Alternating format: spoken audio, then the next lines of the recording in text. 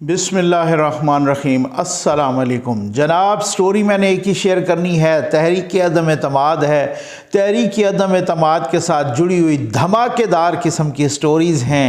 ये क्या हुआ है पिछले 72 घंटे में, वो एक ख़ास नुक्ता कि जिससे वज़ीर आज़म साहब के कंट्रोल से सारी चीज़ें निकल गईं और अपोजिशन के कंट्रोल में आम तौर पे, और ये मैं साबित करूँगा, और नवाज़ शरीफ साहब के कंट्रोल में ख़ास तौर पे सारी चीज़ें नवाज़ शरीफ की मुट्ठी में बंद हो गई हैं। वो एक ख़ास नुक्ता कौन सा है, ये ख़त का क्या चक्कर है, और एक ख़त जो गर्दिश कर रहा है बहुत ज़्यादा व्हाट्सएप ग्रुप्स में, सोशल मीडिया पे, वो तकरीबन कोई लाखों करोड़ों की तादाद में अब गर्दिश कर चुका है।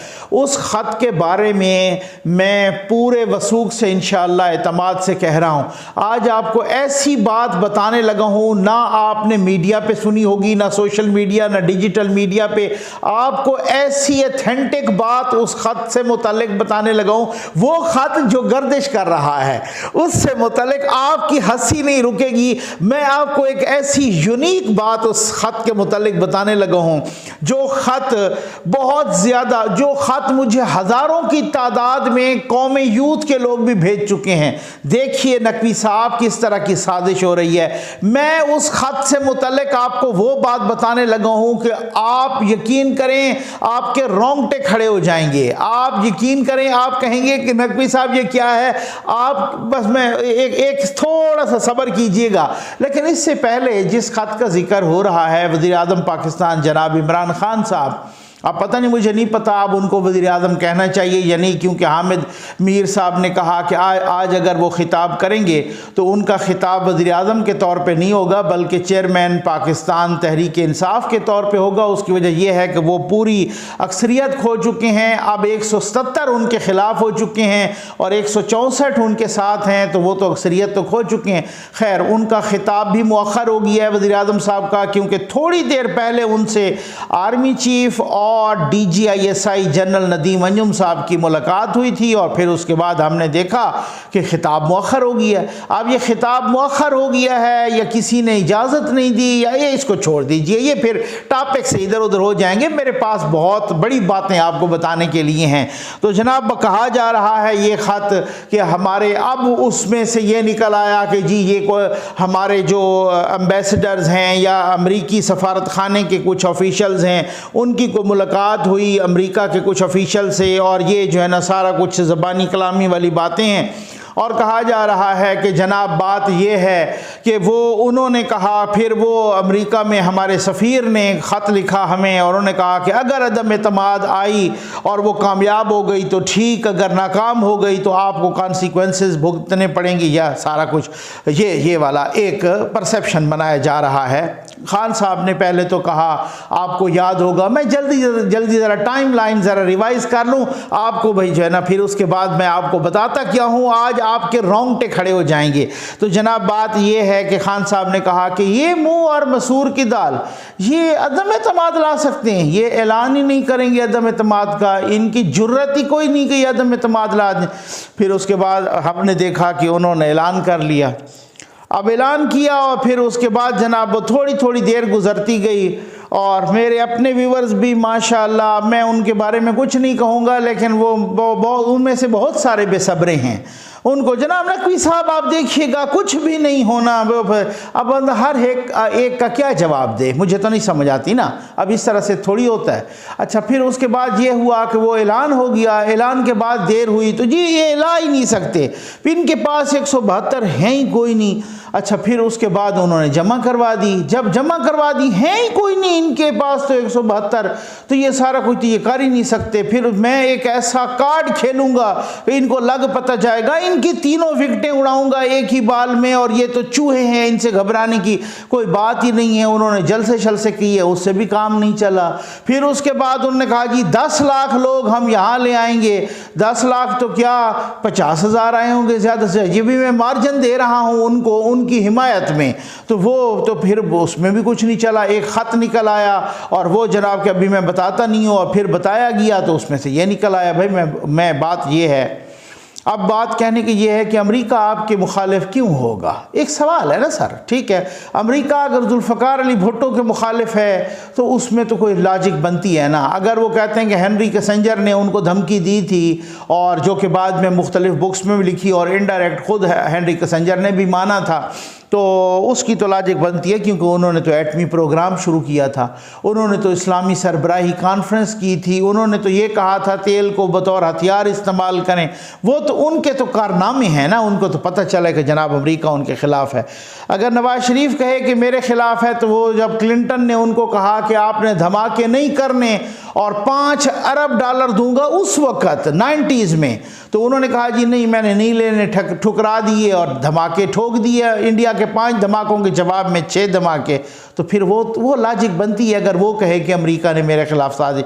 भाई आपने किया है, आप कहते हैं एब्सोल्युटली नॉट, मैं अड्डे नहीं दूंगा। और आपके DGISI ने जनाब वो वहाँ पे मीटिंग में ब्रीफिंग देते हुए सारे पार्लियामेंटेरियंस को कहा कि अमेरिका ने तो अड्डे मांगे ही नहीं हैं। खुद असद उमर साहब ने कहा कि अमेरिका ने तो अड्डे मांगे ही नहीं हैं। आपके वो मुईद यूसुफ साहब ने कहा कि अमेरिका ने तो अड्डे मांगे नहीं हैं। तो जब मांगे नहीं है तो एब्सोल्युटली नॉट कहने का चले हैं। मैं अपने वज़ीर आज़म की मान लेता हूँ कि उन्होंने एब्सोल्युटली नॉट किया। इस एब्सोल्युटली नॉट का उनके पास अख्तियार है? उनके पास तो इतना भी अख्तियार नहीं कि वो तो इल्ज़ाम लगाते हैं कि मैं तो नवाज शरीफ को बाहर भेजना ही नहीं चाहता था। उनके बहुत सारे लोगों ने कि जनाब वो अब तो खैर असद उमर साहब ने कह दिया, लेकिन वो खुद जलसों में इस तरह का कहते रहे, और बहुत सारे निजी महफिलों में भी कि खान साहब तो नहीं भेजना चाहते थे, किसी और ने भेजा। तो जब आपका इतना अख्तियार भी नहीं है तो आप अमेरिका को एब्सोल्युटली नॉट कैसे कह सकते हैं? सर आपने अमेरिका के अंदर खड़े होकर कहा कि मैं जाऊंगा और नवाज शरीफ की जेल से AC निकलवाऊंगा, याद है आपको? ठीक है ना, वो आए और AC नहीं निकलवा सके। जब आप एक कैदी की सेल से AC नहीं निकलवा सकते प्राइम मिनिस्टर होके, तो सर आप प्राइम मिनिस्टर होके फिर अमेरिका को एब्सोल्युटली नॉट कैसे कह सकते हैं? सर कल की बात है कि मौलाना फजल रहमान साहब के बंदे पार्लियामेंट लाजिस से पुलिस पकड़ के ले गई, जिसमें से 2 MNA भी थे, और फिर उसके बाद 12 घंटे नहीं गुजरे और बंदे बाहर आ गए। आप लोगों ने सब ने कहा कि ये किसी और ने छुड़वाए हैं, तो आप 4 घंटों तक तो बंदों को थानों में नहीं रोक सकते। आप कहते हैं मैंने अमेरिका को एब्सोल्युटली नॉट कह दिया। मेरे पास ऐसी 2 दर्जन मिसालें और भी हैं, लेकिन बातें बड़ी अहम हैं। अब आ जाएं एक उस खत पर कि जिसका मैंने जिक्र किया कि वो जो व्हाट्सएप ग्रुप्स में और वो हर जगह फैला हुआ है, और हज़ारों की तादाद में मुझे अपने कौमी यूथ के प्यारे प्यारे यूथियों ने भेजा है। नकवी साहब ये देखें ये कैसी प्लानिंग। उस खत में क्या है? उसमें खत में ये है कि जनाब के वाशिंगटन की तरफ से, वाइट हाउस की तरफ से वो खत है, यानी कि जो बाइडन की तरफ से वो खत है। उस खत में लिखा हुआ है, मैं बताता हूँ आपको, ये तो खत का मैं बता रहा हूँ ना कि मंदरजात क्या है, फिर खत के बारे में हकीकत बताता हूँ। आप यकीन करें, आप बैठे होंगे तो उठ खड़े होंगे, इस तरीके से आपकी हंसी छूट जाएगी। लेट जाएंगे आप बैठे होंगे तो ज़मीन पे आप जो है ना हंसेंगे। तो उस खत में लिखा है कि देखें प्राइम मिनिस्टर, आप जो है ना वहाँ पे रूस गए जिससे हमें शदीद तहफ़्फ़ुज़ात हैं, फिर उसके बाद आप इस्लामोफोबिया और बड़े तैयब अर्दगान बनने की कोशिश कर रहे हैं, और आपको पता है, और उस पे भी हमें तहफ़्फ़ुज़ात हैं, और ये है वो है सारा कुछ। फिर आ गए जनाब के अगर आप इन चीज़ों से बाज नहीं आए तो फिर अदम एतमाद भी आपके ख़िलाफ़ आ सकती है। और फिर साथ ये कहा कि आप, अच्छा उसी ख़त में लिखा हुआ है कि आपको जो है ना MKM भी छोड़ जाएगी, आपको वो Q लीग भी छोड़ जाएगी, आपको जो है ना ये भी छोड़ जाएंगे, आपको शाहजैन भुगटी भी छोड़ जाएगा, शाहजैन भुगटी का भी जिक्र है उसमें। अच्छा आपको फलां फलां मिनिस्टर भी छोड़ जाएगा, ये सारा कुछ ठीक।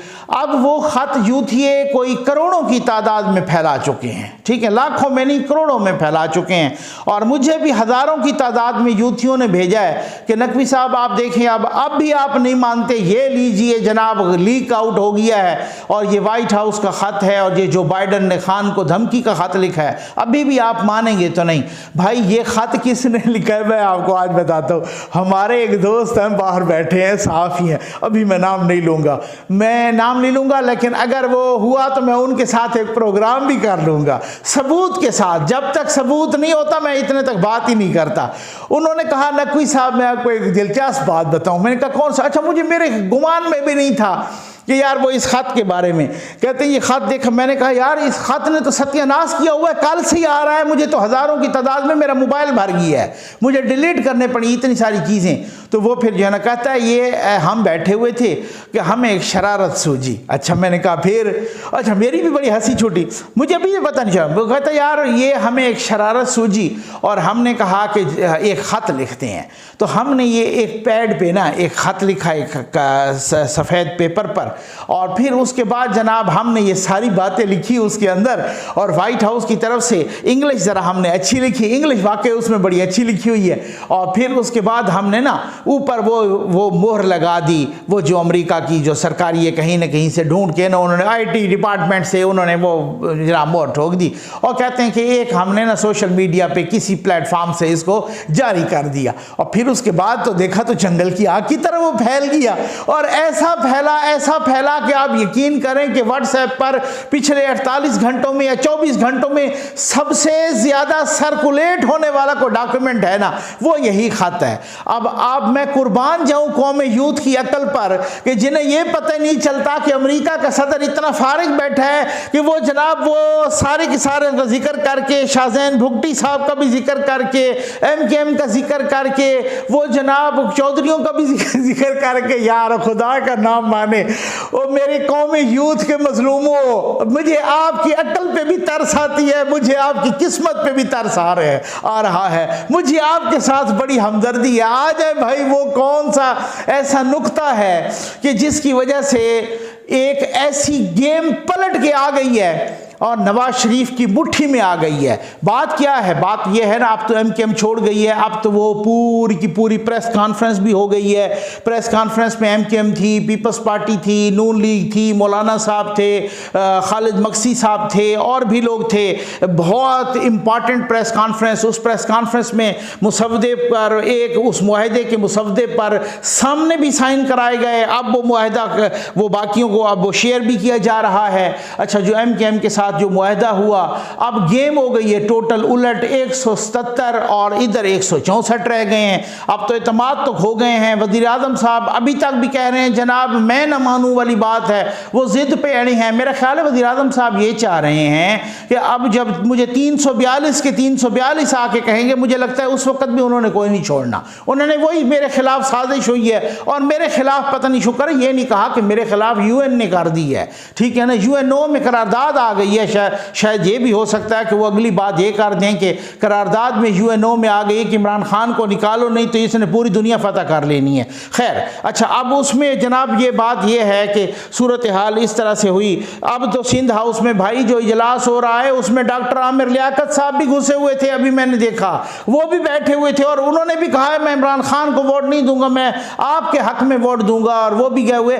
196 अराकीन सिंध हाउस में मौजूद हैं, जिसमें 22 अराकीन मुनहरिफ हैं। सर आपको तो सारी पार्टी छोड़ रही है ना। और मुझे एक और कौम यूथ के अपने प्यारे प्यारे नन्हे मुन्ने यूथियों के साथ साथ चौधरी परवेज़ इलाही साहब के साथ भी बड़ी हमदर्दी है। ना खुदा ही मिला, ना विसाल सनम, ना इधर के हुए ना उधर के हुए, कुछ भी नहीं मिला। अब तो वो स्पीकरशिप बचाने के चक्कर में है कि यार अल्लाह का नाम है वही छोड़ दो, बचती वो भी मुझे नज़र नहीं आ रही। भाई बात ये है कि ये सारी चीज़ें कि हमने सुना कि भाई वो 6 महीने के लिए उनको बनाने के लिए तैयार हो गए थे। अच्छा नवाज शरीफ साहब ने ये कड़वा घोंट पिया कि 6 महीने के लिए चलो बना उनको, हालांकि हर बंदा कहता रहा कि सर आप ऐसा होगा। वो रिलेक्टेड भी बहुत ज़्यादा थे और उसकी लॉजिक भी थी, यार 10 सीटों वालों को बनाएं, हमारे पास 165 सीटें हैं, 10 सीटों वालों को चारा कोई नहीं था। उनको जरदारी साहब ने भी मना लिया, उनको जनाब मौलाना साहब ने भी मना लिया। अब जैसे वो बनाया और लेकिन फिर चौधरी साहब को लालच थी, और लालच है बुरी बला, और लालच इस तरह से तबाह बर्बाद करती है इंसान को, ठीक हो गया ना। वो बड़ी एक गंदी लालच एक ऐसी चीज़ है। अब उसके बाद जनाब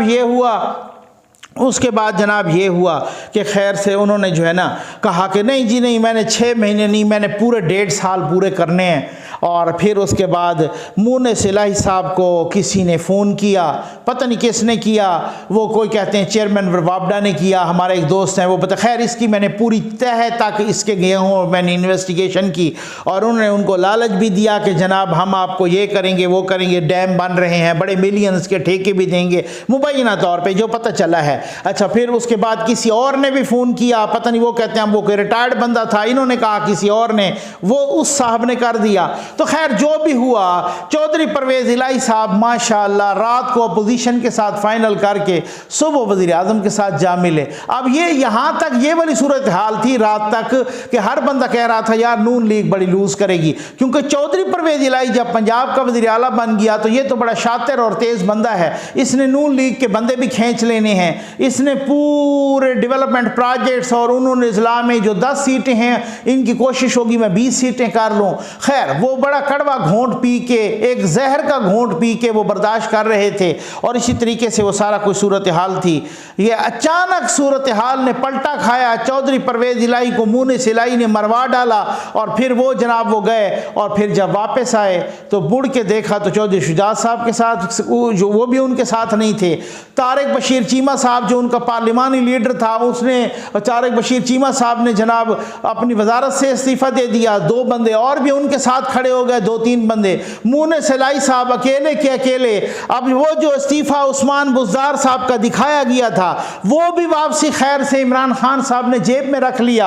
अब बाद में पूछा गया तो कहा कि अच्छा पहले अदम एतमाद को सेंटर में देखने देना, फिर उसके बाद मैं वो इस्तीफ़ा गवर्नर को भिजवाऊंगा, क्योंकि इस्तीफ़ा उस्मान बुज़दार का तो गवर्नर ने मंजूर करना था, वो प्राइम मिनिस्टर ने तो नहीं करना था। खैर उसके बाद एक ऐसा पलटा खाया सूरत हाल ने कि 48 घंटे के अंदर अंदर वज़ीर आज़म से सारे मामलात निकल गए। MKM जनाब MKM के साथ मुआहदा हो गया। इस मुआहदे के बाद अब जो अब अपोजिशन ने तो ओवरऑल गेन किया है ना, एक ओवरऑल गेन किया है अपोजिशन ने, वो सारा कुछ जो गवर्नमेंट भी बनाएंगे और वो सारा कुछ ओवरऑल, लेकिन जितना कुछ गेन नून लीग ने किया है और जितना कुछ खुश नून लीग है और जितना कुछ इस वक्त नून लीग के टर्म्स एंड कंडीशंस पे मजे में है जनाब कि ना पंजाब किसी को देना पड़ा ना सेंटर किसी को देना पड़ा, कुछ भी नहीं हुआ।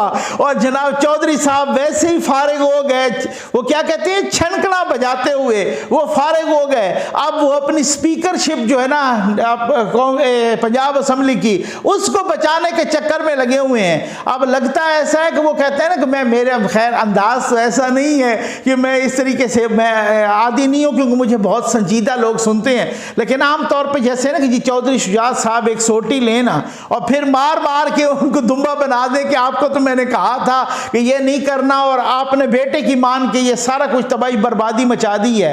अब वो चौधरी शुजात साहब जो बेचारे एम्बुलेंस पे एक तरह से आए, इतने बीमार थे, वो यहाँ इस्लामाबाद में आए, उन्होंने एक एक को मनाया, एक एक के गिट्टे गोडे पकड़े, माफ़ी मांगी। अब उनकी भी कोई नहीं सुन रहा, अभी तक तो उनकी दाल भी नहीं गल रही। अब क्या सूरत हाल बनती है, ये गेम ऐसी पलटी है ना। अब खान साहब फरमा रहे हैं कि आप देख लेना कि मैं जब ये अदम एतमाद पर वोटिंग हो रही होगी तो असम्बली के बाहर 1 लाख बंदा इकट्ठा करूंगा। यार इक़्तिदार की हवस होती है, लेकिन अल्लाह माफ़ करे इस कदर भी नहीं होती। अब आप क्या चाह रहे हैं कि खुदा न खास्ता को गैर आइनी और अनकॉन्स्टिट्यूशनल मूव हो जाए? आप क्या चाह रहे हैं? कोई से मुझे आज भी पता है, 100% कन्फर्म है, अभी थोड़ी देर पहले आपने खिताब का ऐलान किया और प्राइम मिनिस्टर होते हुए आप खिताब नहीं कर सके, ठीक है ना। आप खिताब की इजाज़त आपको नहीं मिली मुबैना तौर पे, और आप कहते हैं मैं 1 लाख बंदा रेड जोन में किसी, मैं तो आप कहता हूँ मैं किसी चिड़िया को नहीं घुसने देंगे। ये आप देख लीजिएगा कि रेड जोन को ऐसा सील किया जाएगा, 1 लाख बंदा शंदा अब कोई नहीं आना, जो आना भी है तो वहाँ पे इस वक्त शहबाज गाली आपके साथ खड़ा है, इस वक्त जनाब वो फैसल जावेद साहब, जिनको ये नहीं पता चलता कि अब मैंने शुमाल की तरफ देखना है या जनूब की तरफ। खैर से फवाद चौधरी के अपने घर से उनके भाई रिश्तेदार वो जनाब अपोजिशन की तरफ देख रहे हैं, और पता नहीं और कौन कौन सत्यानाश करने पे तुले हैं। और वज़ीर आज़म साहब जो कि मुकम्मल लूज़ कर चुके हैं गेम, वो बजाय इसके कि अब मरियम नवाज साहब ने कहा था कि जो बच्ची कुची इज़्ज़त बच गई है इसी इज़्ज़त को बचा के निकल जाएं, इस्तीफ़ा दें। लेकिन मेरा ख्याल है उनका इतना साहिब मशवरा, इतना अहम मशवरा, इसको कोई खातर में नहीं लाया वज़ीर आज़म साहब ने। और वज़ीर आज़म साहब अगर आखिरी बाल तक लड़ने के, वो आखिरी बाल तक क्रिकेट, मेरे ख्याल में आज तक वो उस क्रिकेट वाली जहनीत से निकल ही नहीं सके कि उनको पता चले कि जनाब क्रिकेट कुछ और चीज़ है और हुकूमत चलाना कुछ और चीज़ है। अल्लाह ताला इस मुल्क पर रहम करम करे।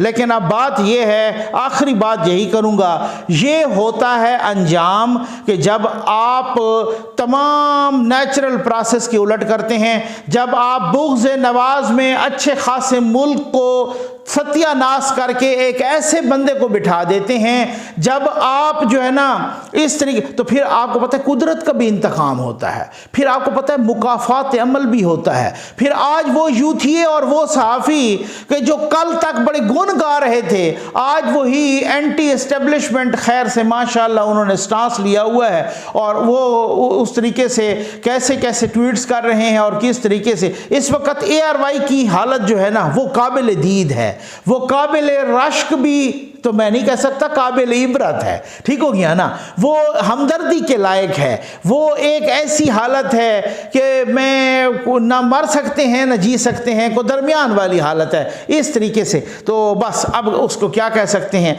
लेकिन फिर भी मैं आखिर पे यही दुआ करूँगा, अल्लाह ताला इस मुल्क पर भी करम करे, इस कौम पर भी करम करे। उम्मीद है आपको वीडियो पसंद आई होगी। आपका बहुत बहुत शुक्रिया।